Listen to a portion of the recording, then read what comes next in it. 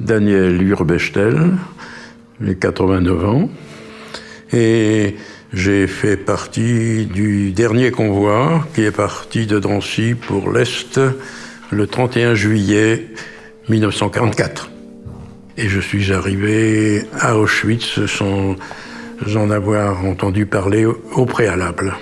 Je m'appelle Frania Averlan.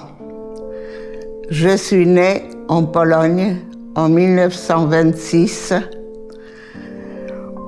J'étais arrêtée en 1939, 2 ghettos,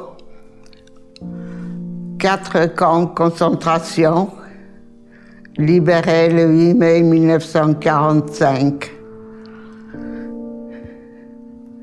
Je suis la seule survivante de toute ma famille. Je m'appelle Victor Peraya. Je suis né à Paris le 4 avril 1933. J'ai été arrêté avec mes parents en 1942 et après un long séjour à Drancy, j'ai été déporté à Bergen-Belsen. Yvette Lévy, je suis née à Paris en juin 1926. J'ai vécu toute la guerre à Paris et arrêté en guise de représailles par le commandant du camp de Drancy, Aloïs Brunner, dans la nuit du 21 au 22 juillet 1944. Nous avons mis 3 jours et 3 nuits pour arriver à Birkenau. Je m'appelle Julia Valac. J'ai été arrêtée le 24 avril 1943 par dénonciation. Je suis arrivée au camp 2 mois après, à Birkenau-Auschwitz, le 26 juin 1943. Après, on m'a mis à Auschwitz. Et après, il y a eu la route de l'amour. Voilà. Bien, je m'appelle donc Élie Buzyn. Je suis né le 7 janvier 1929 en Pologne, à Lodz. Mes parents ont été assassinés sauvagement dans les chambres à gaz et incinérés dans les fours crématoires de Birkenau. Voilà. Je m'appelle Francine Christophe. Je suis née en 1933. J'ai été arrêtée à la ligne de démarcation le 26 juillet 1942. Alors, étant fille de prisonnier de guerre, j'étais protégée par la Convention de Genève.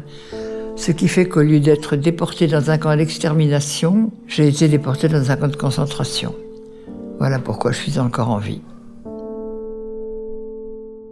Nous, les derniers survivants de la Shoah, nous qui avons connu l'internement et la déportation, La violence et l'humiliation, Le froid et la faim.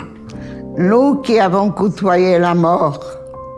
Aujourd'hui, nous prenons la parole afin de témoigner une fois encore des conséquences de la barbarie, De l'intolérance. Et de l'antisémitisme.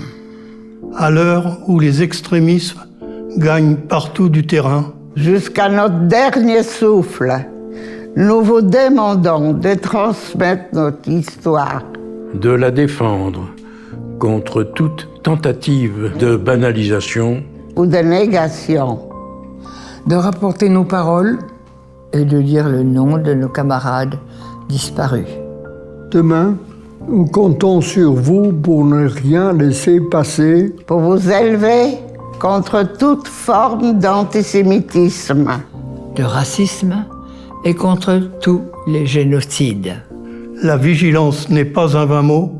Restons vigilants.